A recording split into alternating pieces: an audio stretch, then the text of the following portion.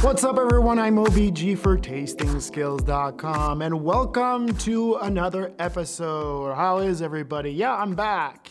Today, I'm back with the John E. Fitzgerald Larceny Kentucky Straight Bourbon Whiskey that is barrel proof. This mash bill is 68% corn, 20% wheat, and 12% barley. It entered a level 3 charred barrel at 125 proof, which is the maximum allowed proof by law. This is aged for a minimum of 6 to 8 years, and this is cask strength. It comes in at 122.2 proof or 61.1 ABV. This batch number is B520, which is the same batch number as the Elijah Craig barrel proof that I just covered yesterday. Now, why do they have the same batch number? Well, they're both owned by Evan Hill Distillery. Now, I've put a link below so that you can go and check out Larceny and all of the information. Also, I've put Evan Hill so that you can get familiar with all of their brands. But this really is one of two bourbons that is an extension of one of the greatest lines of all time, the Old Fitzgerald. There's Larceny, barrel proof, and there's also small batch. But the crazy part are the Old Fitzgerald, so let's put a little bit history here and cover it quickly, and there's almost 10 of them, so I will try to go as fast as I can.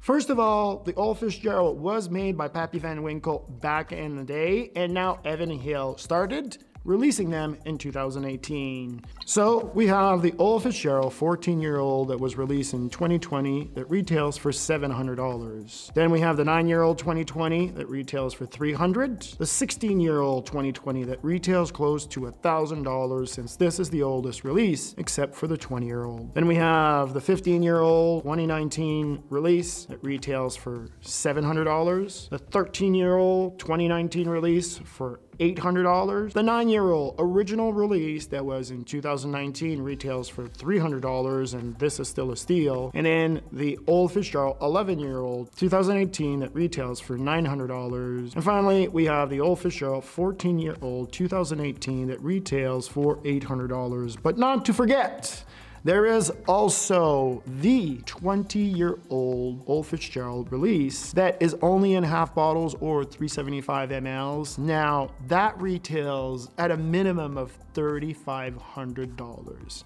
Now, these are all in bond, meaning they have to be a minimum of 4 years, but as you can tell here, they're all older than 4 years, and the proof has to be 100 proof or 50 ABV. Now, when we talk about Larceny barrel proof, what do they actually taste like? Well, before we get into that, do you want to taste like a pro? Head over to TastingSkills.com, put your name and email into the magical box, and I will send you my free 17-page guide to the fundamentals of tasting. So what does it actually taste like? Well, first of all, I did a cut on one of the samples, which I proofed it down to 100 proof, and then I also had a barrel proof, just so that we can see the differences here. And if you need an explanation, I just put that whole explanation into the Elijah Craig barrel proof that I just covered, and there's a link for it. All right, let's look at the tasting note. We have a pure amber color with a 24 karat gold on the edge. The nose is a little hot, but delicate, with notes of wood that are sweet. On the palate, you get this delicate burn that is minimal. Lots of dehydrated fruit mixed in with a nice spicy wood note that drives into this acidity of oak that is well charred back into this lovely sweetness that is linty and balanced with a great bourbon high proof finish. Now, I really did love the high proof one. This is such a good bourbon. I mean, for barrel proof and for being between $60 and $70, I mean, you are really getting a lot of bourbon here for a cask strength and for the money. But let's taste the bond proof. First of all, the colors are the same, but you do get a lot more caramel and vanilla notes on the nose that are delicate. And it's not as hot, of course, since we've proofed it down. So much more wood notes that are spicy. This vanilla is driven by these dry fruit into a linty, spicy finish, into layers upon layers of wood that delivers this really, really complex finish. The second one that was proofed down was so good. I mean, wow. I actually think that proofing it down was much better, as when we look at the Elijah Craig from the previous show, I like the higher proof one. I don't know what it is, maybe because this is a wheated bourbon and the other one isn't. But I have to tell you that adding a little bit of water to this Larceny Barrel Proof just opened it up so much more. It was so beautiful, the link was endless, and it was just amazing for the money.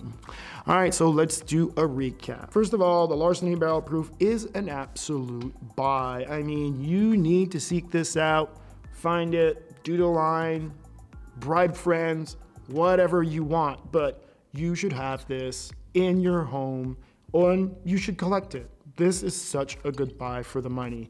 And if you do get a chance to find any of the old Fitzgeralds that are the in-bond ones that are super expensive, well, you should buy them and you shouldn't open them. Staring at them would be a great idea because those bourbons are just gonna skyrocket over time. All right. That's gonna do it for me. IAMOBG for tastingskills.com. And remember, my friend, if you have any questions, leave them in the comments, smash that like button, and don't forget to subscribe. And if you did, go down there and click the bell. All right, and remember, my friend, stay sober. Peace.